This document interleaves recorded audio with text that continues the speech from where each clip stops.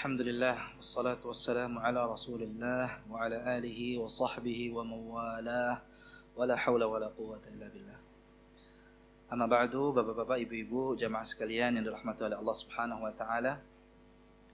Hari ini kita akan membahas satu pembahasan yang penting ya, di dalam bacaan Al-Qur'an, yaitu tentang ta'awudz dan basmalah. Ta'awudz dan basmalah. Pertama kita akan membahas tentang hukumnya ya. Hukum ta'awudz dan basmalah. Hukum membaca ta'awudz dan hukum membaca basmalah. Baru kemudian nanti pada pembahasan berikutnya ya, insyaallah tentang bentuk bacaan ta'awudz dan basmalah yang dibolehkan ya. Dan cara membaca basmalah di antara dua surat. Ya, insyaallah. Nah, sekarang kita fokus kepada hukum ta'awudz dan basmalahnya dulu. Sebelum kita membahas hukumnya, apa itu ta'awudz? Ta'awudz istilah lainnya adalah isti'adzah. Ya, ta'awudz istilah lainnya apa? Isti'adzah. Ya. Kalau isti'adzah itu diambil dari firman Allah Subhanahu wa taala di dalam surat An-Nahl ayat 98. فَإِذَا قَرَأْتَ الْقُرْآنَ فَاسْتَعِذْ بِاللَّهِ مِنَ الشَّيْطَانِ الرَّجِيمِ. Kata-kata fasta'idh itu menunjukkan asal katanya apa? Isti'adzah. Jadi fasta'idh, mohonlah atau mintalah perlindungan. Jadi di sini nanti dari ayat ini kita mengambil hukum ta'awudz atau isti'adzah. Nah, sekarang makna isti'adzah itu apa? Ya, meminta perlindungan. Iltija, i'tisam billah. Ya, subhanahu wa ta'ala. Wa tahassunu bihi minasyaitonir rajim. Ya. Mohon perlindungan kepada siapa? Allah Subhanahu wa ta'ala. Meminta kepada Allah agar dibentengi, dilindungi. Ya, dilindungi oleh Allah Subhanahu wa ta'ala dari siapa? Dari syaitan. Ya, dari godaan syaitan yang terkutuk. Nah,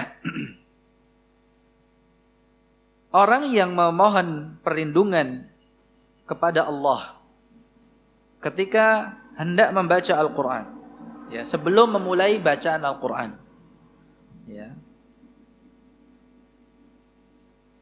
itu memohon perlindungannya sebelum atau sesudahnya?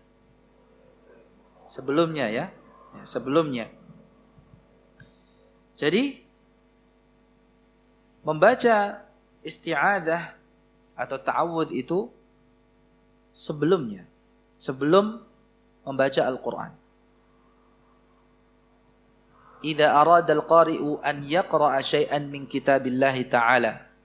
Apabila orang yang membaca Al-Qur'an hendak ya membaca sesuatu dari Al-Qur'an ya, dari kitabullah, fala budda lahu minal bad'i bit ta'awudz. Ya.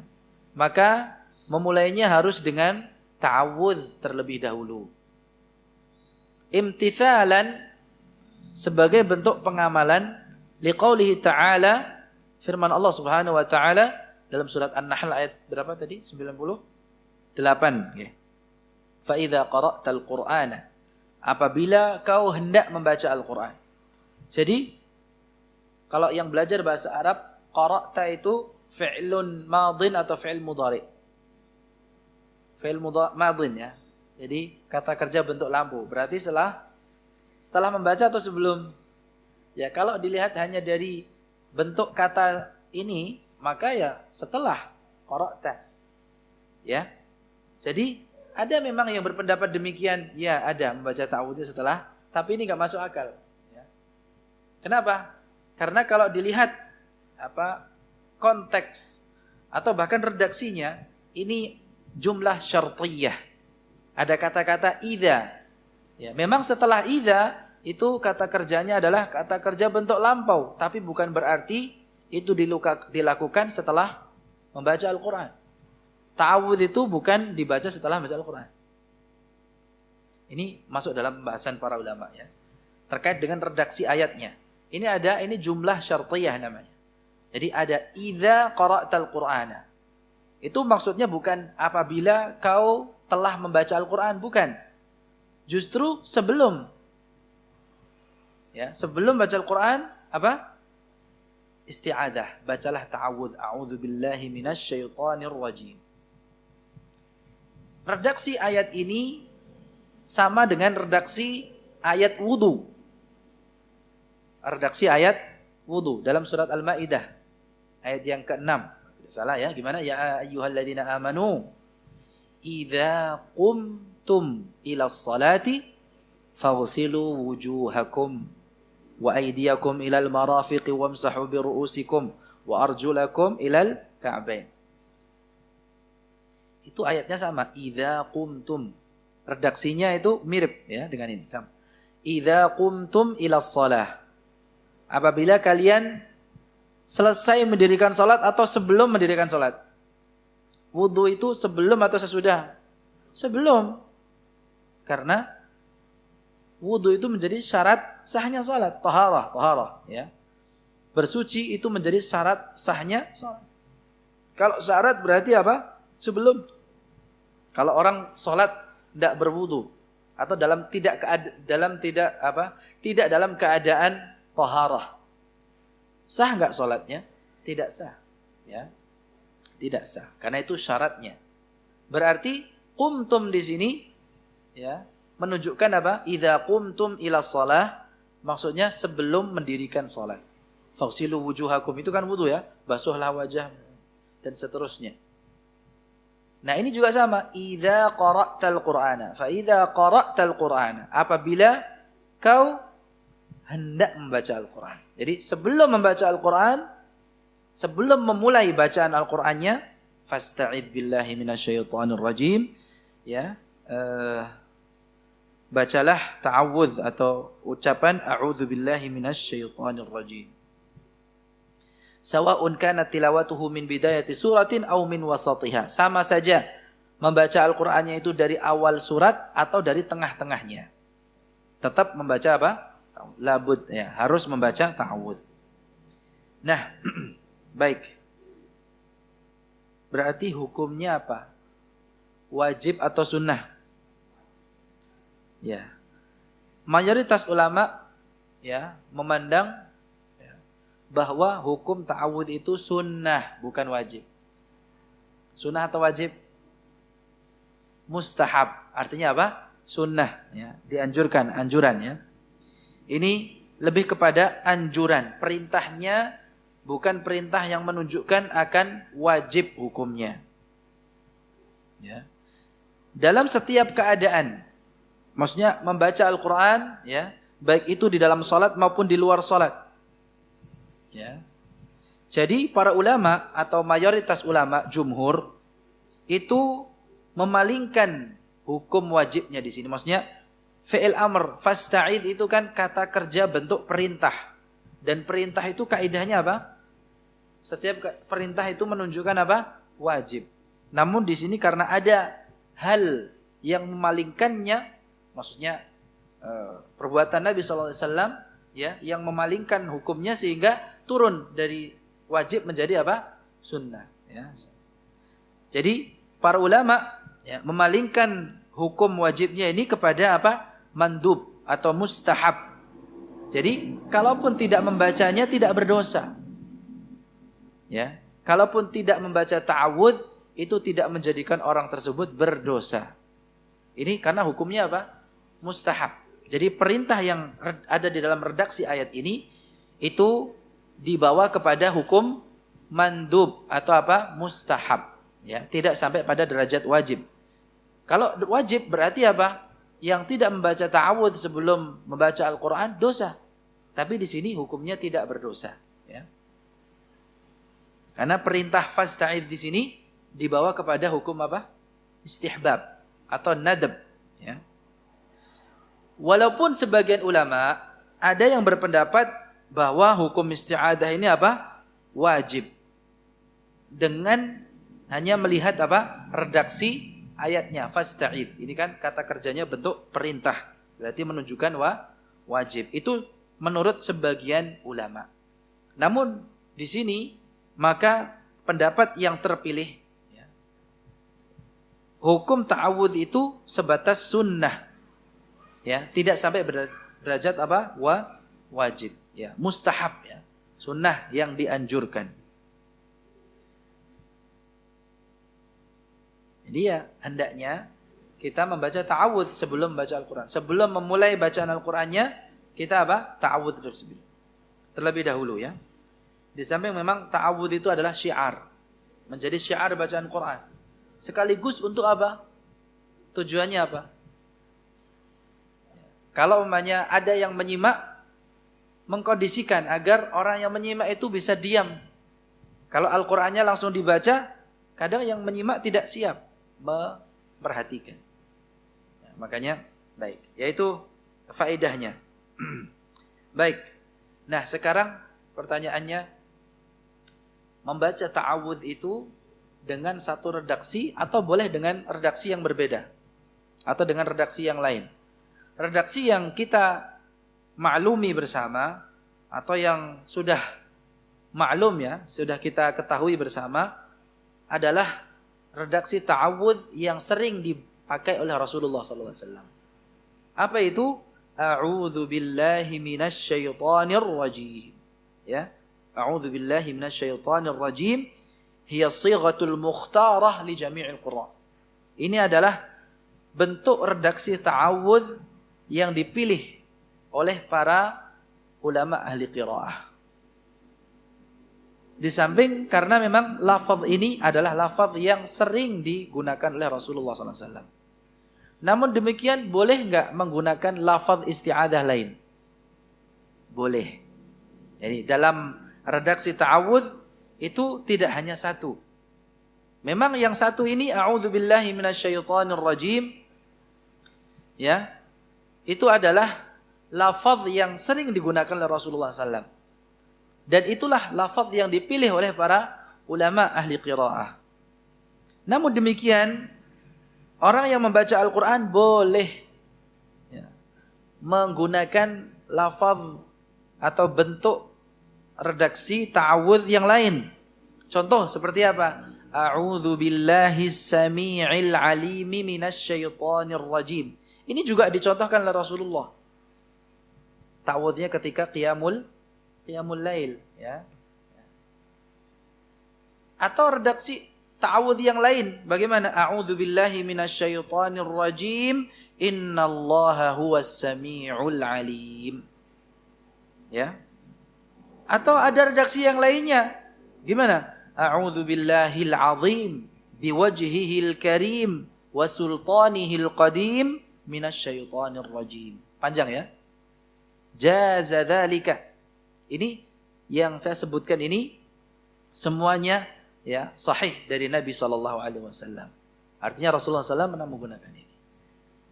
Walaupun boleh kita menggunakan redaksi ta'awudz, a'udzubillah, atau apa, a'udzubillahi minasyaitonir rajim, itu yang paling utama, ya, tentunya, ya. Atau dengan redaksi yang lainnya boleh. Namun kalau kita mendapati, ya, redaksi yang dicontohkan Rasulullah itu yang lebih kita apa? Gunakan. Ini Rasulullah SAW memberikan contoh redaksi ta'awudz ini agar dalam beribadah ini ada variasi. Bukan kita seenaknya kita, enggak, ya. Tetapi kita kadang bisa menggunakan apa? Ta'awudz, apa? Seperti namanya mau tidur, a'udzubillahis samii'il 'aliim minasyaitonir rajim, kemudian baca ayat kursi, silahkan. Ya, seperti itu. Atau dengan redaksi yang lainnya tadi, ya. Nah,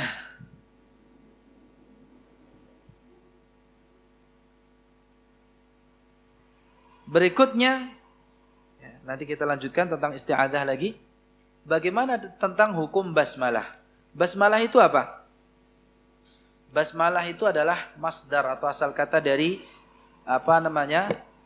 Perkataan kita bismillah, ucapan kita apa? Bismillahirrahmanirrahim. Dan itu basmalah di dalam bacaan Al-Quran. Kalau bacaan basmalah di luar bacaan Al-Quran, cukup dengan bismillah, menyamakan bismillah. Kalau dalam bacaan Al-Quran, redaksinya hanya satu. Bismillahirrahmanirrahim. Tidak ada redaksi lainnya. Ya, basmalah yang diturunkan oleh Allah Subhanahu wa taala sebagai pemisah antar dua surat, kecuali antara surat Al-Anfal dan At-Taubah. Karena surat At-Taubah tidak diawali dengan basmalah. Jadi setiap surat itu hendaknya kita membaca basmalah.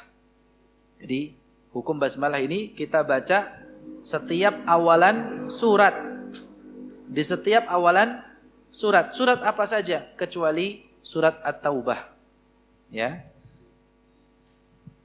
Apa alasannya? Kenapa At-Taubah tidak diawali dengan basmalah? Ya. Isinya tentang apa? Pedang atau perang, ya. Ya, unzilat, jadi turunkan bisayf wal harb, ya. Isinya, maka basmalah itu kan rahmat. Ya, ini menurut perkataan sebagian ulama, ya. Alasannya demikian. Jadi sebagian ulama menyebutkan alasannya karena surat At-Taubah itu diturunkan dengan pedang. Ya. Isinya tentang apa? Peperangan, ya. Menyingkap orang-orang munafik, ya. Ancaman terhadap mereka. Kalau basmalah itu adalah rahmat. Basmalah itu kan mendatangkan rahmat, ya. Dan surat, ya, tidak mungkin, ya,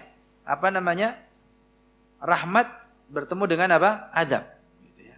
Tidak bisa kalau bara'atum minallah itu awalan surat At-Taubah kan? Allah berlepas diri, ya. Dan Rasulnya, ya, Allah dan Rasulnya berlepas diri. Bara'atum minallahi wa rasulihi. Gimana? Bukan bara'atum. Coba buka At-Taubah. Ini efek. Dari pagi ngomong terus, ya. Ilal ladzina ahadtum minal musyrikin. Ya. Baik. Ini alasan yang rajih, yang kuat, ya, karena surat At-Taubah turun, ya, diturunkan dengan pedang atau maksudnya berisi tentang peperangan, ya, pada orang-orang musyrik. Maka tidak tepat kalau umpamanya diawali dengan basmalah. Hadza huwa ar-ra'yur rajih, ini pendapat yang kuat. Namun ada pendapat yang lain. Kenapa tidak ada basmalah? Ada yang berpendapat bahwa surat At-Taubah dan surat sebelumnya, ya, Al-Anfal dan At-Taubah itu satu surat. Ya. Itu satu surat. Ya. Makanya tidak ditulis basmalah, ya, di antara dua surat ini, ya, di dalam mushaf imam, ya, mushaf induk. Dan Nabi SAW tidak mengajarkan, ya. Jadi Rasulullah SAW, mohon maaf, ya, tidak mendapati basmalah, ya, di akhir surat Al-Anfal. Ya. Karena gini, diketahui akhir surat itu dengan adanya basmalah. Para sahabat itu tahu bahwa surat itu berakhir ketika apa? Ada basmalah. Ketika Rasulullah SAW mengetahui ada basmalahnya, berarti itu menunjukkan apa? Awal surat berikutnya. Berarti berakhir surat. Gitu, ya. Berarti surat yang lalu. Nah, di surat Al-Anfal, ya, itu akhirannya tidak ada Rasulullah SAW tidak memberitahu kita ada basmalahnya. Sehingga menurut pendapat ini, pendapat yang kedua, bahwa surat Al-Anfal dan surat At-Taubah itu satu surat, ya, karena tidak ada pemisahnya. Ya, surat yang banyak dipisahkan oleh basmalah dinamakan dengan surat mufassal, karena memang basmalah itu, ya, diturunkan untuk memisahkan antar surat. Dan para sahabat tahu akhir suatu surat ketika Rasulullah bacakan basmalah, ya. Ketika ada basmalahnya berarti apa? Berakhir surat sebelumnya, ya, masuk ke surat baru.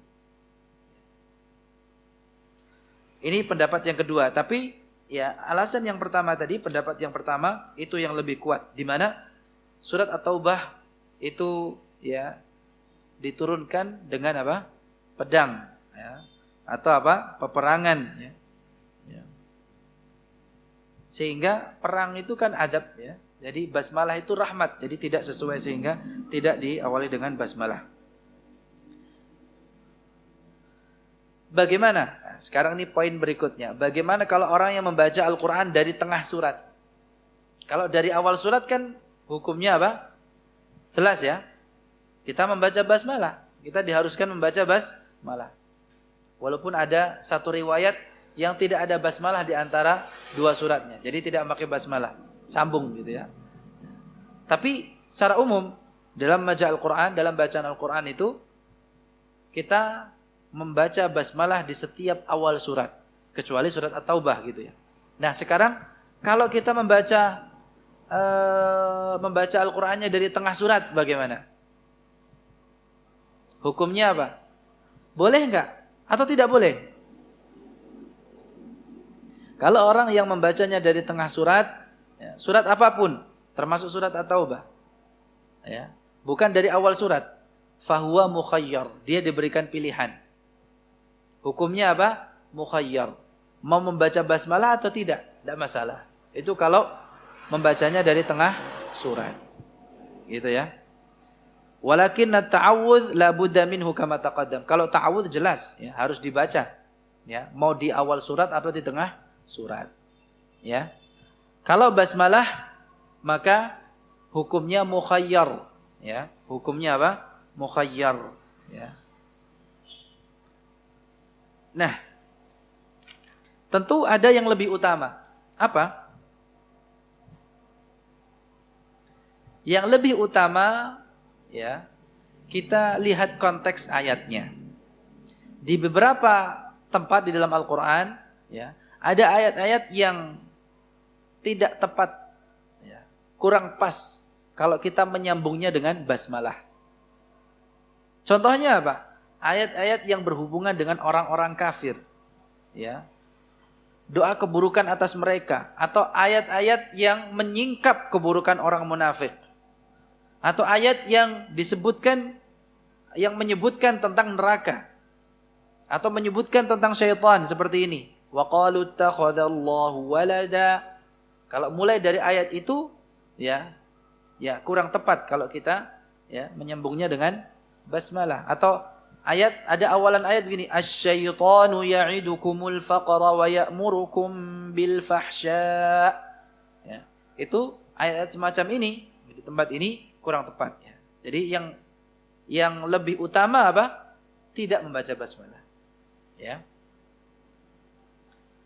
Dan basmalah kadang harus dibaca ketika ayat itu diawali dengan dhamir atau kata ganti yang kembalinya kepada Allah Subhanahu wa taala. Contohnya apa? Ada ayat yang awalnya begini, ilaihi yuraddu ilmus sa'ah. Ilaihi, kepadanya. Nya di sini siapa? Allah. Ya, maka di sini setelah membaca ta'awudz, bacalah basmalah. Kita diharuskan membaca basmalah agar apa? Kata ganti ini tidak kembali ke asyaitonir rajim. Karena namanya dhamir itu kembali kepada kata yang paling dekat. Kalau kita a'udzubillahi minasyaitonir rajim, kita baru menyebut asyaitonir rajim. Kemudian ini kan awal juz ini. Ya, awal juz berapa? 25 atau 26? 25 ya. Kemudian langsung ilaihi yuraddu ilmus sa'ah, ini ambigu ini, ya. Ini dapat salah difahami. Bisa disalahfahami apa? Loh, berarti ilmu atau tentang hari kiamat itu kembali kepadanya. Ini kalau umpamanya kita baru ta'awudz a'udzubillahi minasyaitonir rajim, langsung ilaihi yuraddu ilmus sa'ah, seakan-akan apa? Itu kembalinya kepada asyaitonir rajim. Karena kembali kepada kata yang paling dekat. Gitu. Maka untuk di sini tata'ayyanul basmalah. Ya, kita diharuskan baca basmalah. Ya, supaya apa? Maknanya benar. Atau huwallazi khalaqakum min tin, dialah yang menciptakan kalian dari tanah. Siapa yang menciptakan kita? Allah. Maka di situ juga ya hendaknya kita ya setelah ta'awudz membaca basmalah. Baik, sudah masuk waktu Isya ya. Mungkin saya berikan tambahan lagi. Kalau ta'awudz itu ada dua keadaan. Keadaan yang pertama membacanya dengan suara keras. Keadaan yang kedua kita membacanya dengan suara yang lirih. Suara yang lirih. Kapan kita membacanya dengan lantang? Kapan kita membacanya dengan pelan? Kita membaca ta'awudz dengan suara yang lantang, ya, kan, dan kita dianjurkan membacanya dengan suara yang lantang, yang keras, ketika berada pada saat maqam ta'lim. Seperti kita tadi barusan. Kita membaca ta'awudznya dengan keras kan? Karena maqamnya maqam ta'lim. Ya. Atau kalau kita membaca bergiliran dan kita mendapatkan giliran pertama. Yang mendapatkan giliran pertama itu yang membaca ta'awudznya dengan keras. Jadi orang yang mulai bacaannya itu yang keras. Baik. Itu pada saat ta'lim dan kalau membacanya dengan keras. Atau pada saat kita membaca Al-Quran dan ada yang menyimaknya. Ya.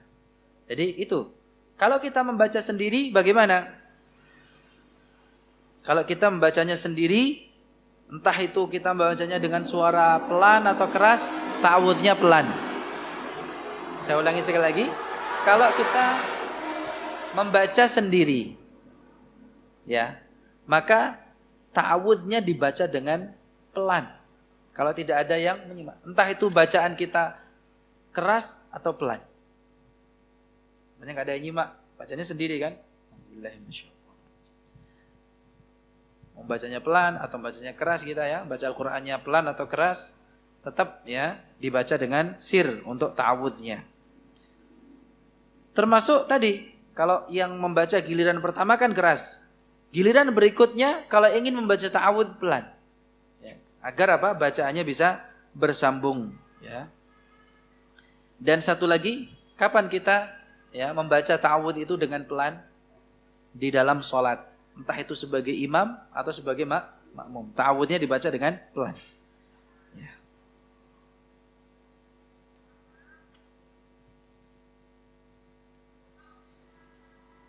Demikian jemaah sekalian yang dirahmati oleh Allah, ya. Kita cukupkan dulu sampai di sini. Insyaallah pertemuan berikutnya masih membahas ya bab yang sama, yaitu tentang ta'awudz dan basmalah. Mudah-mudahan ya kita diberikan ya taufik oleh Allah Subhanahu wa taala untuk memahami dan mengamalkan ilmu ini, ya, serta di kesempatan yang akan datang ya kita dikaruniai nikmat sehat ya wal afiat, kesempatan untuk ya melanjutkan kajian ini. Barakallahu fikum. Subhanakallahumma bihamdika asyhadu an la ilaha illa anta astaghfiruka wa atubu ilaik. Assalamualaikum warahmatullahi wabarakatuh.